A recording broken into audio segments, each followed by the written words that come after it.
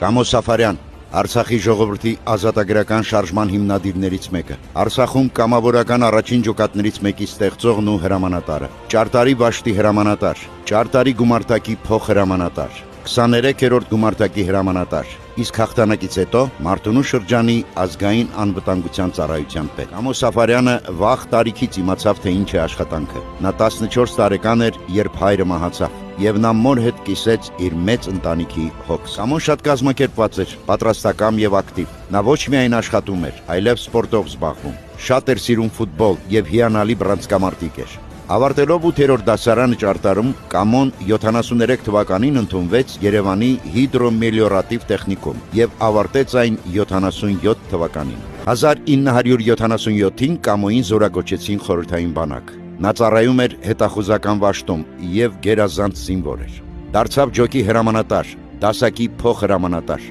Նա հասկանում էր, որ Հայաստանին եւ Արցախին պետք են իսկական փորձված զինվորներ։ 1979-ին Կամոն զորացրվեց եւ վերադարձավ հայրենի Ճարտար։ Աշխատանքային ուղին սկսեց որպես հասարակ բանվոր, այնուհետև զբաղվեց մասնագիտությամբ եւ դարձավ ինժեներ-մելիորատոր։ Այդ տարիներին Կամոն մտերմացավ երևանցի այլախոհ պատմաբանների հետ։ Նրանք միասին որոշեցին պայքար սկսել Արցախը մայր Հայաստանին վերամիավորելու համար։ 84 թվականին Կամո Սաֆարյանը համախոհների հետ ստորագրահավաք սկսեց Արցախը Հայաստանին միավորելու համար։ Շարժումը թափ էր հավաքում եւ 1987-ին Կամոն արցախցիների պատվիրակության հետ մեկնեց Մոսկվա հասնելու արդարության։ Ներում բազմահազարանոց հանրահավաքներ էին ընթանում, բայց Կամոն ընկերների հետ արդեն հասկանում էր, որ հայ ժողովրդի պահանջներին խորհրդային իշխանություններն ու Ադրբեջանը բռնությամբ կպատասխանեն, եւ նրանք սկսեցին պատրաստվել զինված պայքարի։ Ադրբեջանցի ելուզակները սկսեցին հարձակվել արցախցիների ֆերմաների եւ նախիրների վրա,